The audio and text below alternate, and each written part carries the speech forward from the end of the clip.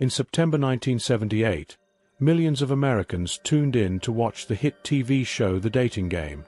The format was light-hearted. 3 bachelors answered cheeky questions behind a wall as a woman chose her ideal date based on their charm.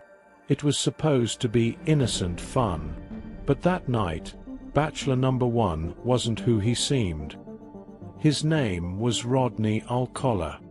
He was 35, with shaggy hair, a wide grin, and an easy laugh. On camera, he came off as confident, even a little mysterious. When the bachelorette, Cheryl Bradshaw, asked what meal he'd prepare for a romantic night, he responded with flirtatious charm. The audience loved him, and Cheryl picked him.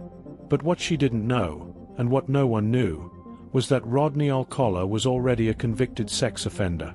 And more horrifying still, at the time he appeared on national television, he was in the middle of a killing spree. That game show smile hid a deeply disturbed and dangerous man. Rodney Alcala's story began decades earlier. Born in Texas in 1943, he moved to California with his family as a child. By his teens, he was considered intelligent, artistic, and charismatic. He attended UCLA, then later enrolled at NYU Film School under the name John Berger. His professor, Roman Polanski. But underneath the polished image, there were cracks. In 1968, Alcala committed his first known violent crime. He lured an 8-year-old girl named Tolly Shapiro into his apartment in Los Angeles. A bystander witnessed the abduction and called police. When they arrived, they found Tolly badly beaten and assaulted, but alive. Alcala fled and managed to escape capture for years. During his time on the run, he moved to New York, changed his name, and worked as a photographer. He even volunteered at a summer camp. Eventually, he was captured and extradited back to California. He served time, but not nearly enough. Despite the severity of his crimes, Alcala was released after just a few years. And by the time he appeared on The Dating Game, he had already murdered multiple women. Investigators would later learn that Alcala used his charm and his camera to lure victims. He'd offer free photo sessions, usually to aspiring models or young women he met on the street. Once alone, he'd attack them. Many of his victims were found strangled, their bodies posed in disturbing ways. One detective later described him as a killing machine. What's haunting is how smoothly Alcala navigated public life while committing unspeakable crimes in private. He was active in LA's art scene. He was intelligent and articulate, and he was often surrounded by people who had no idea what he was capable of. The woman who picked him on The Dating Game, Cheryl Bradshaw, later said that after the show, she found him creepy and turned down the date. That decision may have saved her life, because behind Alcala's smile was a predator, a man who had already taken lives, and would go on to take more. To the women he approached on the street, Rodney Alcala seemed harmless, artsy, even charming. He'd introduce himself as a professional photographer, offer free photo sessions, compliment their look, smile. But his camera wasn't just a prop. It was bait. From 1977 to 1979, Alcala was on a killing spree across California and New York.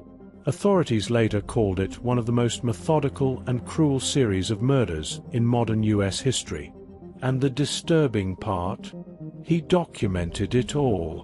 When police finally searched Alcala's storage locker years later, they found over 1,000 photographs. Most of women, some of children, all taken by Alcala himself. Many of the women in those photos were never identified. Some, they believe, were never seen again. He lured his victims with opportunity and flattery. He would take them to remote locations, parks, canyons, secluded apartments, where he'd photograph them before attacking.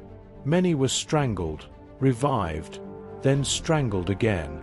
Investigators would later say this pattern, inflicting pain, pausing, and repeating, was part of his ritual, a way to exert ultimate control.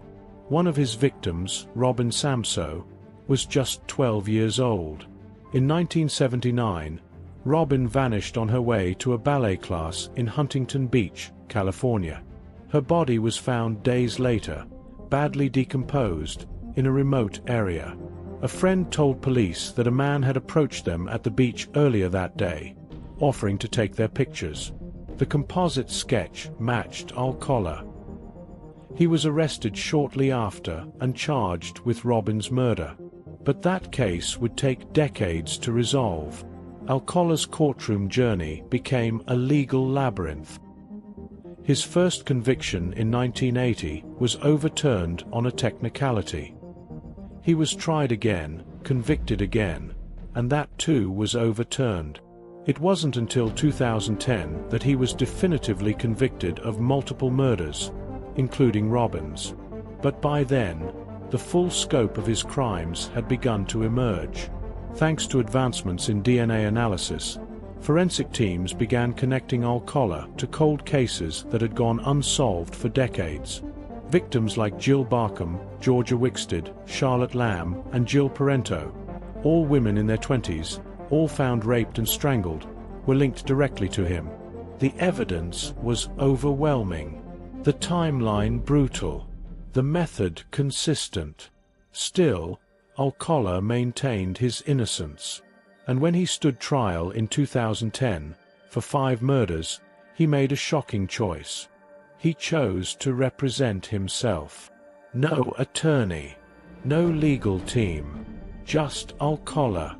What happened next stunned the court. He questioned himself on the stand, playing both prosecutor and witness. He addressed the jury with an eerie calm, and in one of the most disturbing moves, he played a portion of Arlo Guthrie's Alice's Restaurant during his closing arguments. Jurors described it as surreal, cold, detached from reality, but effective in showing the depth of his narcissism. Despite his bizarre defense, the jury convicted him on all counts. But even that wasn't the end. DNA soon linked him to 2 additional murders in New York from the early 1970s.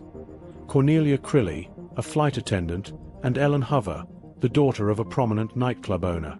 Both cases had gone cold for over 30 years. Alcala pleaded guilty to both in 2013. And yet, detectives believe there are more. They estimate his victim count could be as high as 130. Most of the photos found in his collection remain a haunting mystery. Faces with no names. Smiles that never came home. Some of those pictures have been released publicly in the hopes of identification. Families still come forward. Leads still come in. And each photo carries the weight of a story that might never be told. By the time Rodney Alcala stood trial in 2010 for the murders of 5 women, the media had already given him a chilling nickname: the dating game killer. It was a name that stuck, not because of what he did on TV, but because of what he did off camera. A symbol of how someone could smile for millions and kill in silence. Alcala's appearance on the dating game in 1978 was more than just a bizarre footnote. It was a mirror of his dual life. In front of the cameras, he was flirty, charismatic, and seemingly harmless. Behind closed doors, he was a sadistic killer. That contrast became the hook for every headline, every documentary, every podcast. How could someone so publicly visible be hiding something so evil? And why did it take so long to stop him? Part of the answer lies in how the justice system treated Alcala for years. Despite multiple arrests and red flags, he was repeatedly released, given parole, or allowed to move freely across state lines. His early sexual assault convictions should have kept him behind bars, but due to technicalities, lenient sentencing, and overcrowded prisons, he kept slipping through the cracks. Every time he was released, Another life was at risk. After his final arrest in 1979, the evidence against him was strong, but the case still dragged on for decades. The overturning of convictions in the 80s and 90s, due to procedural errors and jury instruction issues, meant that Alcala had more courtroom appearances than most career criminals, and yet justice remained delayed. It wasn't until the rise of forensic DNA that the full weight of his crimes became undeniable. In the early 2000s, California's newly expanded DNA database began linking Alcala to cold cases. Each new hit opened an old wound: a young woman's life stolen, a family left without answers, a case file that had long gone cold suddenly glowing red again. The media coverage exploded. What made it even more surreal was that during much of the investigation, Alcala acted as his own attorney. He cross-examined detectives who had investigated his crimes. He made strange arguments, rambled through his questioning, and even played courtroom audio of himself speaking, in the third person. At times, it felt less like a trial and more like a performance. And perhaps that was exactly what he wanted. Because Alcala wasn't just obsessed with control over his victims. He wanted to control the narrative, even in death. In his final trial appearances, he showed no remorse, no emotion, just logic and arrogance, as if murder was something to be debated. One juror later said, "He didn't argue innocence. He argued superiority." And that made him even more terrifying. The images found in his storage locker, hundreds of portraits, some clearly taken moments before the attacks, painted a picture not just of a serial killer, but of a man who believed he was the director of every scene. He staged his victims. He posed them. He relished in the idea that he had final cut over life and death. It was performance art, in the darkest sense. In 2010, Alcala was finally sentenced to death in California for the murders of Robin Samso, Jill Barkham, Georgia Wixted, Charlotte Lamb, and Jill Parento. In 2013, he received a 25-to-life sentence in New York for the murders of Cornelia Crilly and Ellen Hover. Even then, law enforcement continued reviewing open cases from the 70s and 80s, hoping to link more disappearances to Alcala's known movements. His photo collection was released online in hopes of identifying other possible victims. Some women came forward and said, "That's me. I survived." Others were never identified. And some photos are still online, faces frozen in time, staring into a lens that would become their final witness. When police opened the storage locker rented by Rodney Alcala, they didn't just find evidence. They found a gallery. Inside were over 1,000 photographs, most taken by Alcala himself. Women, men, teenagers, many smiling, some posed in vulnerable ways, others seemingly unaware they were being documented. Most of them were never identified. Some of the women in those photos were confirmed survivors. Others were later confirmed victims. And a haunting number remain missing to this day. This collection became one of the most chilling parts of Alcala's legacy. It was no longer just about the murders he had been convicted for. It was about how many more there might have been, unseen, unknown, and undocumented except for a single photograph. The FBI and LAPD made the decision to release a portion of these photos to the public in 2010, hoping someone, somewhere, would recognize a face. For weeks, news outlets aired slideshows of the black and white portraits. Families scrolled in silence. People called in, terrified they saw someone they once knew. Some leads panned out. Others led nowhere. But what became clear was this: Alcala used his camera as a weapon just as much as any knife or cord. He used it to lure people in, to lower their guard, to create a false sense of connection, before taking it all away. Experts began to refer to Alcala not just as a killer, but as a collector, Someone who memorialized his power by capturing his victims first through the lens, then through control. The photos weren't trophies. They were records. Evidence of lives he touched, manipulated, and possibly ended. Even years after his final conviction, detectives from California, New York, and beyond continued comparing cold case files against Alcala's known travel history. He had lived and moved across the U.S. for over a decade. He'd spent time in Washington, New York, Texas, New Hampshire, and possibly even internationally. The trail was wide, and mostly undocumented. He had the perfect cover. Photographer. Educated. Eccentric, but not threatening. At the time, there was no nationwide tracking of sex offenders. No DNA databases. No shared criminal databases between states. Alcala exploited all of that. He slipped through the cracks so many times that law enforcement openly called it a system failure. One detective put it bluntly: if Alcala was active today, we'd catch him in weeks. But back then, he was invisible. After his final conviction, many states re-examined their handling of cold cases. California invested heavily in DNA backlog clearance. New York strengthened its sharing of forensic evidence. And new federal initiatives were created to prevent sex offenders from crossing state lines undetected. But for the families of possible victims, none of that erased the pain. Each time a new face in Alcala's photos was identified, it reopened old wounds.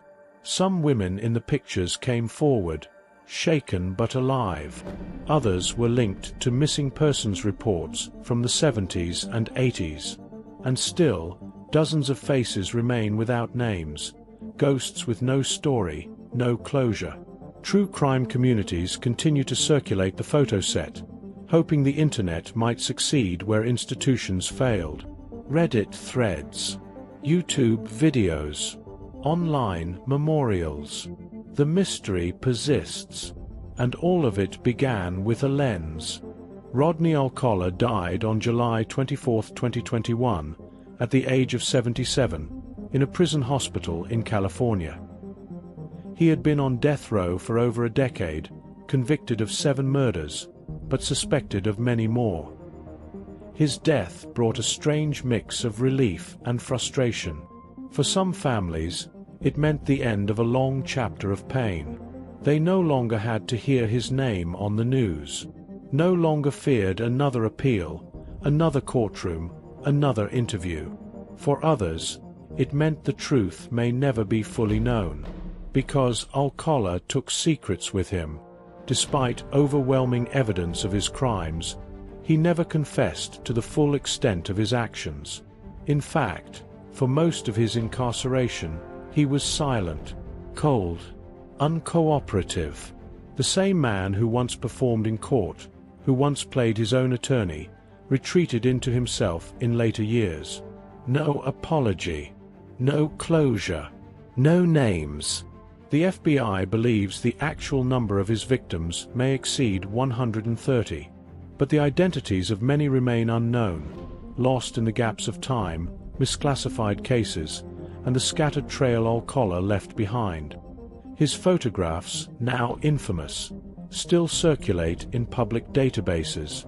Faces from decades ago, paused in moments of trust or curiosity, still wait to be recognized. The LAPD maintains an open portal where people can review the collection. Occasionally, someone calls in. A match is found. Another piece of the puzzle is placed. But the full picture may never be complete. Alcala's case changed more than just how serial killers are investigated. It changed how the public sees them. He wasn't the monster in the shadows. He wasn't socially isolated or obviously deranged. He was charming, well-spoken, artistic. A man who once stood on national television, made people laugh, and nearly went on a date with someone he might have killed. That image, of a predator in plain sight, shattered public perception. He became the cautionary tale that evil can wear a smile, that charisma can be camouflage, and that sometimes the person capable of the worst crimes is the one you'd least expect. Even law enforcement admits that Alcala exploited weaknesses in the system. Early releases, poor interstate communication, a lack of centralized data. All of it played a part in letting him kill for years without being caught. But the case also led to real reforms. Expanded national DNA databases, unified sex offender registries, cold case review units across multiple jurisdictions, and a more modern understanding of how killers hide in plain sight. His photo archive is now used in training programs for criminal profilers and investigators, not just to identify victims, but to understand how someone like Alcala operated and how to spot red flags earlier. In true crime media, his story remains one of the most haunting ever told. Documentaries, podcasts, books, even fictionalized characters have been inspired by him. But none of it captures the full weight of his crimes, because it's not just about how many lives he took. It's about how many he silenced forever. And still, decades later, he's not done speaking. His photos still surface. His name still circulates. His impact still shapes how police, journalists, and the public engage with stories of violence and deception. Rodney Alcala didn't just kill. He left a blueprint. Final note. Justice caught up with him, but only after decades of evasion. He died in prison, but not before revealing how dangerous a killer can be when he's confident no one is watching. Rodney Alcala was known as the dating game killer, but that name barely scratches the surface. Because he didn't come to play. He came to hunt.